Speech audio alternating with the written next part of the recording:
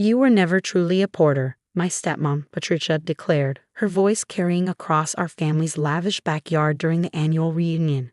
She stood there in her designer sundress, wine glass in hand, looking down at me with the same contempt she'd mastered over the last 20 years. Just a mistake your father made. My name is Olivia Porter, and at 35, I stood in the same garden where I'd spent countless childhood summers, now feeling like a stranger in my own family. The string lights twinkled overhead, casting shadows across the faces of relatives who seemed to relish this public humiliation. Look, my younger half-sister Madison chimed in, pulling out her phone with dramatic flair. We've been updating the family photos. She held up the screen, showing me our traditional family portrait from last Christmas. Only now, my face had been meticulously erased, replaced with an artfully blurred background as if I'd never existed. We're fixing all of them, my other half-sister, Emma, added, her smile dripping with false sympathy. It's better this way, don't you think? More authentic. I stared at the altered photo, my hands gripping my own wine glass so tightly I thought it might shatter. 20 years of family portraits, holiday snapshots, and milestone celebrations, all being systematically erased. The irony wasn't lost on me, they were merely making the photos match what they'd been doing to me emotionally for years. My father stood off to the side, examining his expensive loafers with sudden interest. He hadn't spoken a word in my defense, just like he hadn't for the past 2 decades since marrying Patricia. The successful real estate developer, Thomas Porter, who could negotiate million-dollar deals without breaking a sweat, couldn't find the courage to stand up to his wife when it came to his own daughter. I think that's enough, my Aunt Sarah finally intervened, but the damage was done. The other guests, a mix of extended family and my father's business associates, were already whispering among themselves, their eyes darting between me and Patricia like they were watching a particularly juicy tennis match. I took a slow sip of my wine, letting the cool liquid steady my nerves. You know what's interesting, Patricia? I said, keeping my voice level. You've spent 20 years trying to erase me, but here I am, still standing. Maybe the real mistake isn't who you think it is. Patricia's perfectly Botox face twitched. Is that a threat, Olivia? No, I replied, placing my half-empty glass on a nearby table. Just an observation. And soon, a fact. I turned and walked away, my heels clicking against the stone pathway that led to the front of the house. Behind me, I could hear Patricia already spinning my exit into another example of my difficult personality and inability to accept reality. What none of them knew was that 3 weeks ago, I'd submitted DNA samples to not one, but 3 different ancestry testing companies. The results were due any day now, and they would reveal far more than just my genetic heritage. They would uncover the truth about the Porter family, a truth that Patricia had been desperately trying to hide for 2 decades. As I got into my car, I caught a glimpse of my father watching from the window of his study. For a moment, our eyes met, and I saw something flicker across his face. Was it guilt? Fear? But then he turned away, just as he always had. I thought back to how it all began, the day Patricia entered our lives. I was 15 when my mother died from a sudden aneurysm. She'd been the heart of our family, a warm and vibrant woman who filled our home with laughter and love. Dad was devastated, lost in his grief, barely functioning beyond his work. Patricia appeared at one of Dad's real estate functions just 6 months after Mom's funeral. She was everything my mother wasn't, calculated, status-obsessed, and coldly ambitious. She also came with 2 daughters close to my age, Madison and Emma, who shared their mother's talent for subtle cruelty. The wedding happened quickly, almost frantically, as if Dad were trying to patch the hole in our lives with the first available solution. I still remember standing in my bridesmaid's dress, watching Patricia walk down the aisle, feeling like I was witnessing the beginning of my own exile. The changes started small at first. My mother's belongings disappeared one by one, replaced by Patricia's modern, minimalist taste. Family dinners became formal affairs where I was constantly corrected on my manners, my posture, my choices. My childhood bedroom was redesigned without my input, transformed into a space I barely recognized. But it was the emotional erosion that cut the deepest. Patricia had a way of making every accomplishment of mine seem somehow lacking. While Madison and Emma's achievements were celebrated extravagantly, when I got accepted to Columbia University with a partial scholarship, Patricia merely raised an eyebrow and said, "Well, I suppose that's better than community college." When Madison got into NYU 2 years later, they threw a party for 50 people. My phone buzzed, pulling me from my memories. It was an email notification from Ancestry DNA. "Your results are ready to view." I pulled over into a nearby park, my hands shaking slightly as I opened my laptop. The truth I'd suspected for years was about to be confirmed or denied. The reason for Patricia's desperate attempts to push me out of the family, her obsession with erasing my presence, her constant reminders that I wasn't truly a Porter. It all came down to this. The site loaded, displaying a colorful chart of my genetic heritage. But that wasn't what I was looking for. I scrolled down to the DNA matches section, holding my breath as the names appeared. Thomas Porter, no match. The words stared back at me, confirming what Patricia had known all along. My father wasn't my biological father. But there was more. Something Patricia couldn't have known, something that would shake the Porter family to its core. Another name appeared in my close matches. James Porter, 25% DNA shared, uncle.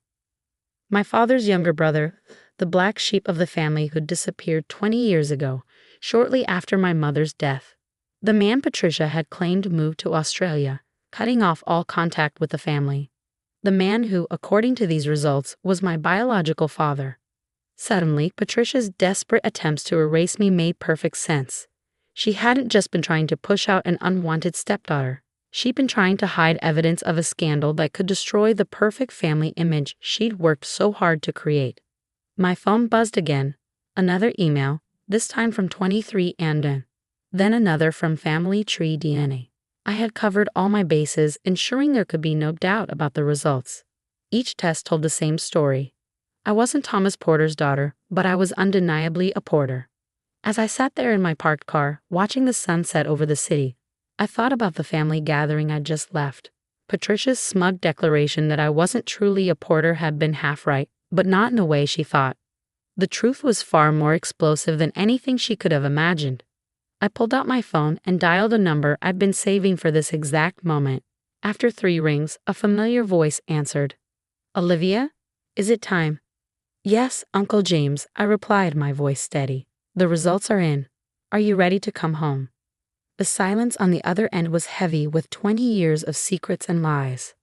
"They'll try to stop us," he finally said.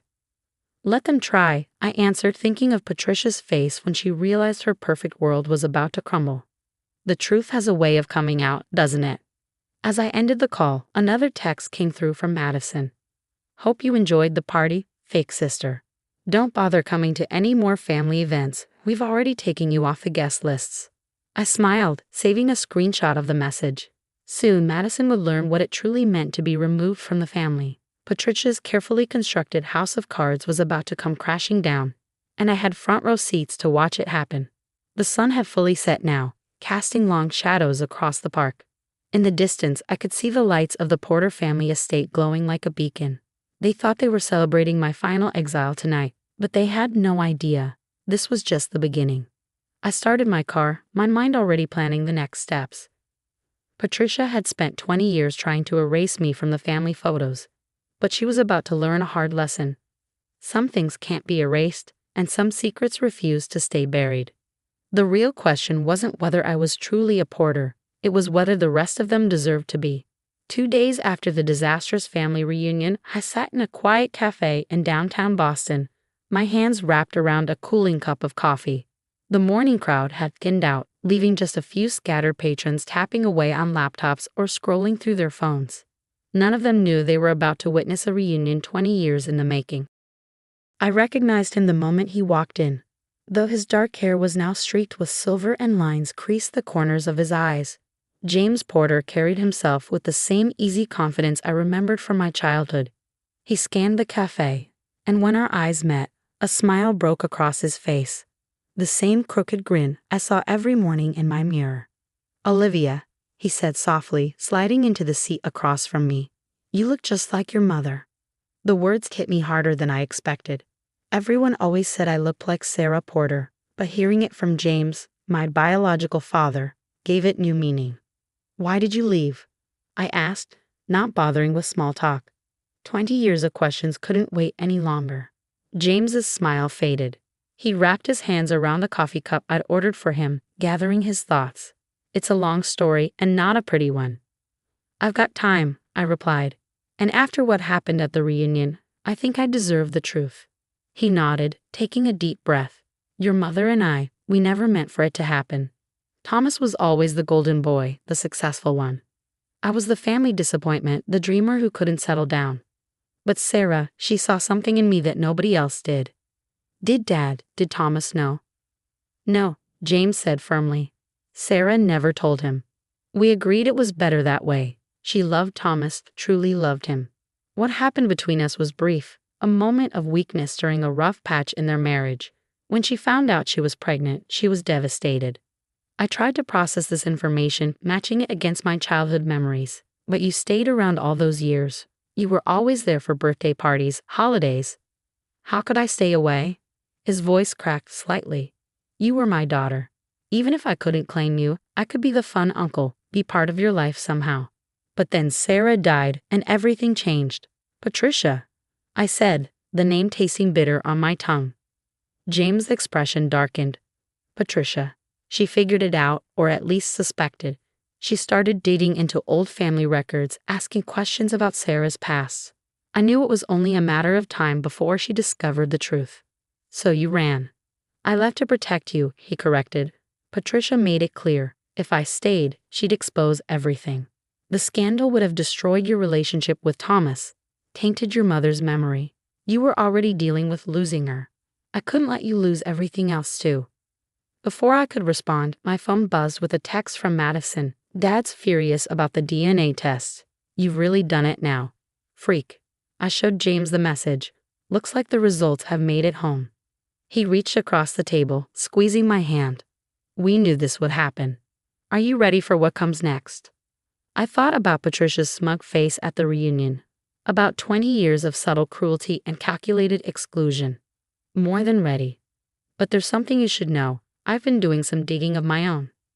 I pulled out my laptop, opening a folder of documents I've been collecting for months. Patricia's not as clever as she thinks. When she started erasing me from family photos, I started looking into her past. Want to see what I found? James leaned forward, his eyes widening as I showed him the evidence. Bank statements, property records, old newspaper clippings, pieces of a puzzle that painted a very different picture of Patricia than the polished society wife she pretended to be. My God, he whispered. Does Thomas know about any of this? Not yet, I replied. But he will. Patricia's been playing a long game, James. So have I. As if on cue, my phone rang, Thomas Porter's name flashing on the screen. James and I exchanged looks. The moment of truth had arrived. Hello, Father, I answered, keeping my voice neutral. What the hell do you think you're doing? Thomas demanded. These DNA tests. Do you have any idea what kind of damage you could cause to this family? Funny, I thought I wasn't part of the family. Isn't that what your wife's been saying? Olivia, please, his voice softened slightly. Come home. We can talk about this privately, figure something out. Figure something out? I repeated. Like how you figured things out when Patricia started erasing me from photos? Or when she turned my childhood bedroom into a yoga studio? Or maybe like how you figured things out when she told everyone at my college graduation that I was adopted. You're being dramatic. No, I'm being honest. For the first time in 20 years, we're all going to be honest. I'm at the Liberty Cafe on Charles Street. James is here with me. Come join us. Ring Patricia if you'd like. It's time for a real family reunion. The silence on the other end was deafening. Finally, Thomas spoke, his voice tight with emotion. James is there. My brother James. Your brother, I confirmed. My biological father. But you already knew that, didn't you? Another long pause. I'll be there in 20 minutes, he said, then hung up. James let out a low whistle. You really think he knew? I think he suspected, I said, pulling up another file on my laptop. Look at this. 3 days after Mom died, he changed his will. Everything was left to me, with you named as my guardian if anything happened to him. Then 2 months after marrying Patricia, he changed it again. Suddenly, everything went to Madison and Emma, with me getting a token inheritance. James's face paled. He knew, and he paid me to leave. To protect the family name, I nodded. The great Thomas Porter couldn't have a scandal. It was easier to pay you off and pretend you'd abandoned us.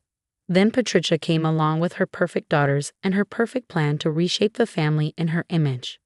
The bell above the cafe door chimed. Thomas Porter stood in the entrance, looking older and more tired than I'd ever seen him. His eyes locked onto James, and for a moment, I saw something pass between the brothers. 20 years of unspoken words and buried truths. "Shall we begin?" I asked, gesturing to an empty chair. Thomas walked over slowly, like a man approaching his own execution. He sat down heavily, looking between James and me with a mixture of fear and resignation. "Patricia?" James asked. "She's indisposed," Thomas replied. "She locked herself in the study when she saw the DNA results. She's been making calls all morning." "Damage control," I said. "She's good at that. But she can't control this, father. Not anymore." Thomas flinched at the word father. "Olivia, please. Whatever you're planning." "I'm not planning anything," I interrupted. "I'm just telling the truth. Something this family hasn't done in a very long time." I opened my laptop, turning it so Thomas could see the screen. His face went ashen as he recognized the documents, evidence not just of his own deception, but of Patricia's careful manipulation of the family fortune over the years. "Where did you get these?" he whispered. "I'm very good at my job, father. Investment analysis isn't just about numbers, it's about patterns, and Patricia's patterns have been very interesting." James leaned forward.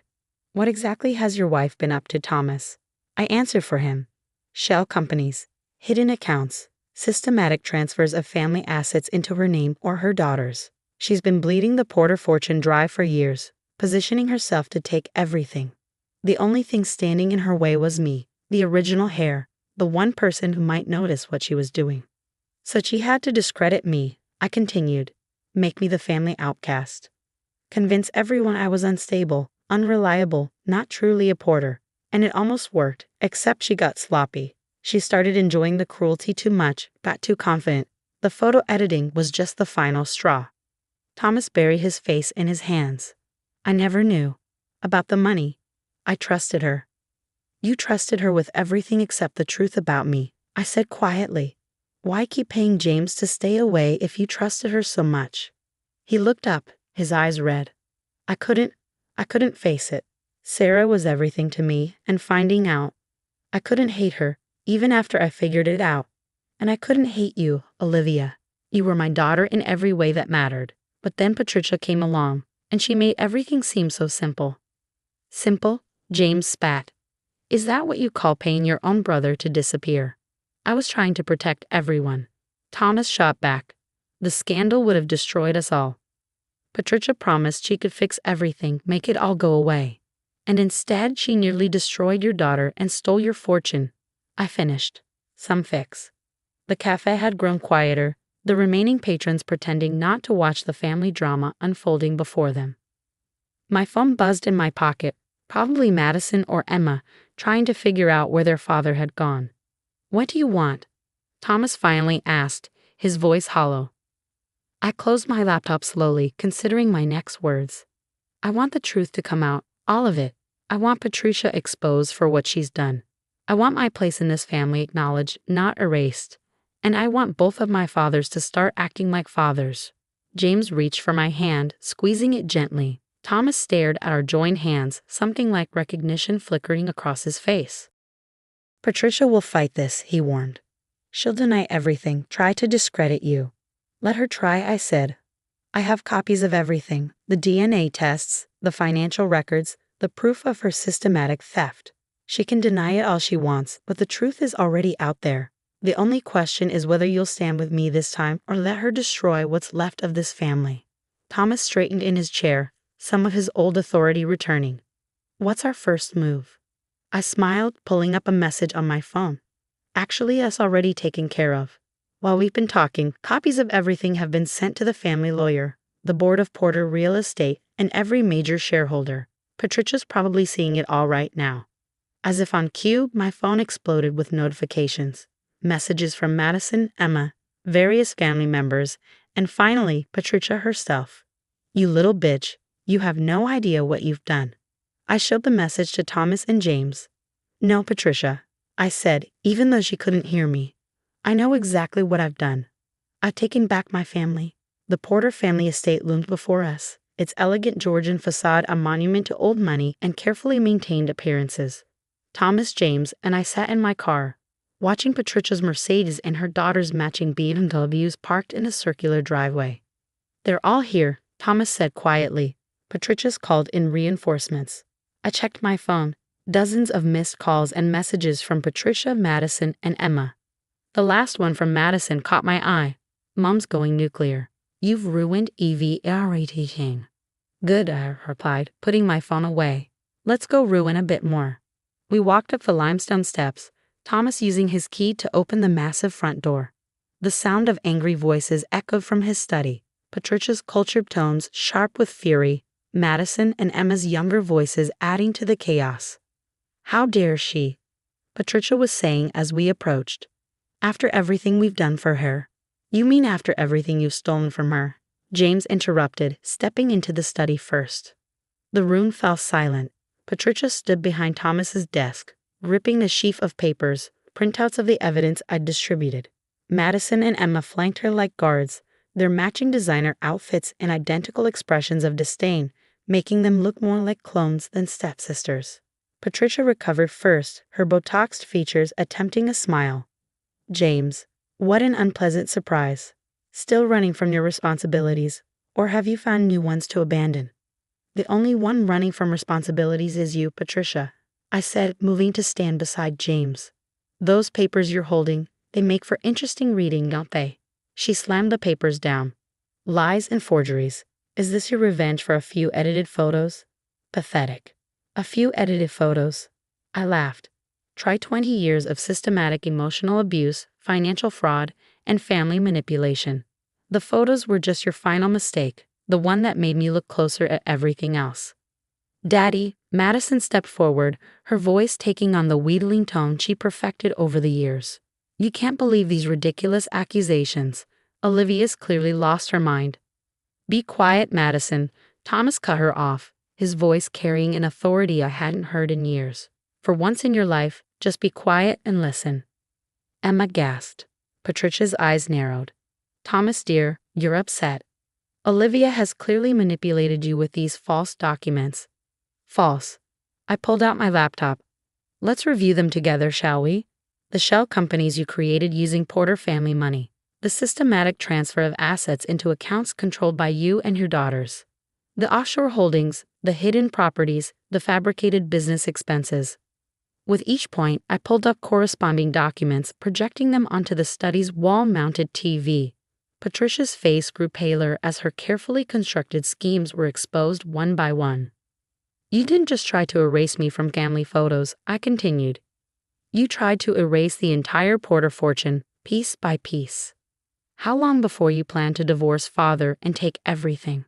"That's ridiculous," Emma protested. "Mom loves daddy." "Mom loves money," I corrected. "And power, and control." "Don't worry, Emma. I'm sure she loves you and Madison too, in her way. As long as you stay useful." Patricia moved around the desk, her composure cracking. "You ungrateful little nobody. You think you can come in here with your fake documents and your dramatic accusations." "They're not fake, Patricia," Thomas interrupted. "I had the family accountants reviewing everything since this morning. Every transfer, every hidden account, every lie. It's all true." Madison turned to Patricia, confusion breaking through her usual sneer. "Mom, what's she talking about?" "What money?" "Nothing you need to worry about, darling," Patricia said quickly. "Your father is just confused." "Like he was confused about my real father?" I asked quietly. "Or was that part of your plan too? Using the truth about James to push me out, knowing father's guilt would keep him quiet?" The room went still. Madison and Emma looked between Thomas and James, realization slowly dawning on their faces. "Wait," Emma said slowly. "Uncle James is—" "My biological father," I confirmed. Something Patricia discovered and used to her advantage. But she didn't know the whole story, did you, Patricia? "You didn't know father already knew that he'd been paying James to stay away to protect the family name. To protect me." Patricia's composure finally shattered. "You think you're so clever, don't you? The poor, neglected stepdaughter, finally getting her revenge. But you've forgotten something crucial, dear. I've spent 20 years building relationships with every person who matters in this family's world. One word from May will accomplish nothing, Thomas cut in. The board has already voted to freeze all company assets pending a full investigation. The family lawyer is drawing up divorce papers as we speak. It's over, Patricia. Daddy, no, Madison wailed. You can't do this to us. Us? I raised an eyebrow. You mean you didn't know about your mother's plans? The way she's been siphonning away your trust funds into accounts only she can access. Both girls turned to Patricia, who took an instinctive step back. Girls, don't listen to her. Everything I did was for you. Show them, I told Thomas. He pulled out 2 folders, handing one to each of his daughters. Your complete financial records. Patricia has been transferring money from your trust funds since you turned 21, using your signatures on documents you never read carefully. The houses you think you own, the investment accounts you think are growing, it's all under her control. Madison opened her folder with trembling hands, her face going pale as she read. Emma just stood there, tears streaming down her face. Mom? Emma's voice was small, childlike. Is this true?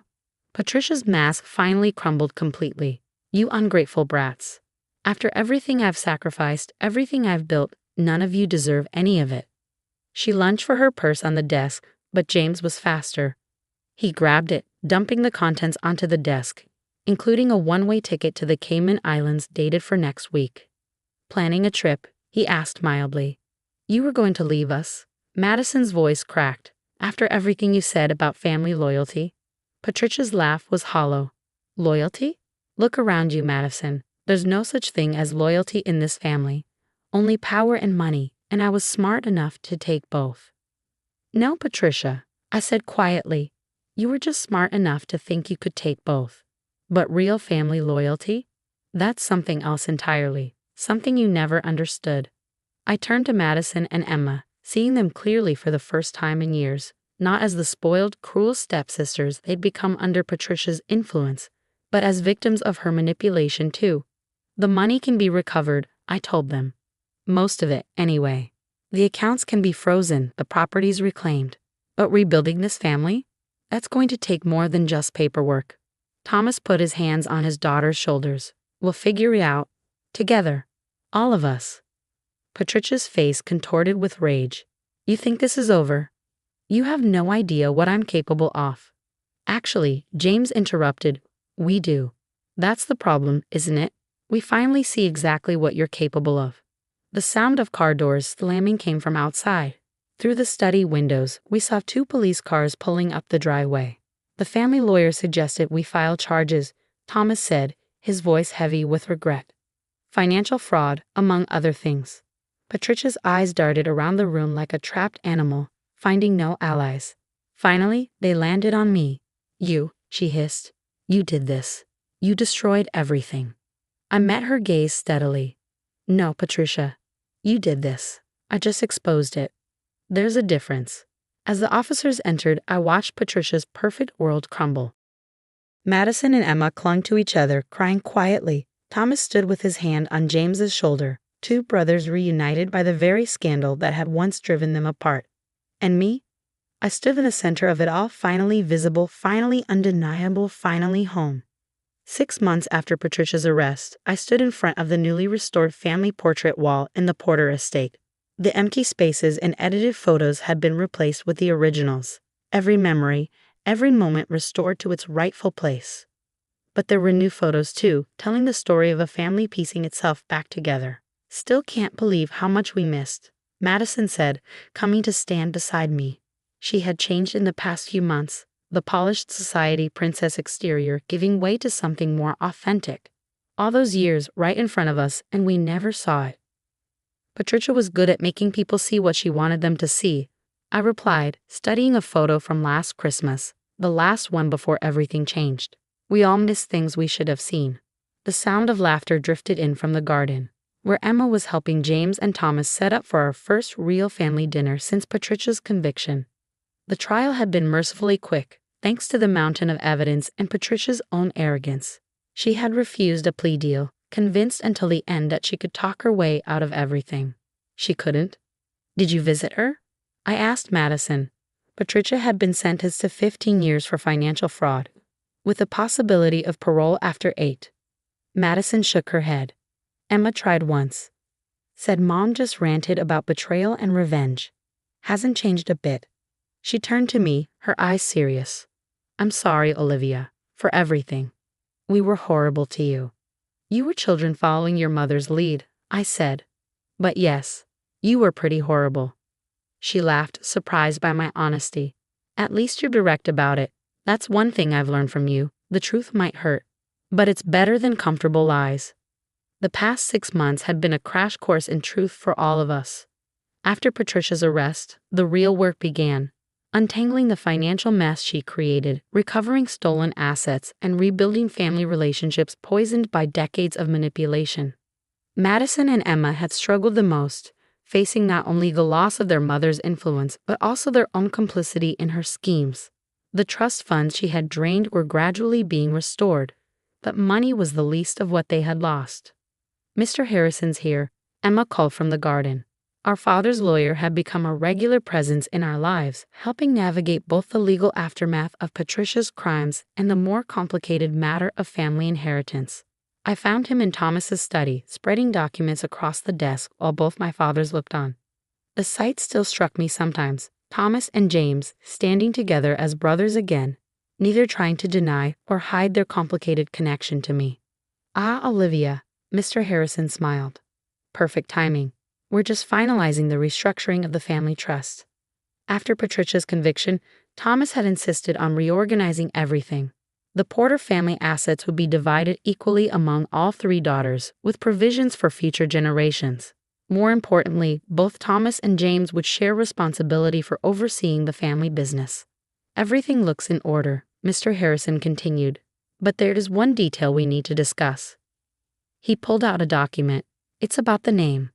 The name? I asked. Yes, given the unique circumstances of your parentage, you have the option to legally change your name. You could keep Porter, take your biological father's version of the name, or choose something else entirely. I felt both Thomas and James tense slightly beside me. This had been the elephant in the room for months, the question of names, identity, and belonging. I'm keeping Porter, I said firmly. I'm the daughter of both these men in different but equally important ways. The name belongs to all of us. Thomas let out a breath I hadn't realized he was holding. James smiled, that familiar crooked grin that still startled me with its similarity to my own. Well then, Mr. Harrison gathered his papers. I believe we're finished here. The new trust documents will be registered tomorrow. The Porter family legacy is secure, and perhaps stronger than ever. As he left, I heard more cars pulling up outside. The rest of the family was arriving for dinner. Aunts, uncles, cousins, all of whom had needed time to process the revelations about Patricia, about James, about me. We should head out, Thomas said, but I held up a hand. Wait, there's something I need to say to both of you. I turned to face my fathers. For 20 years, this family was divided by secrets and lies.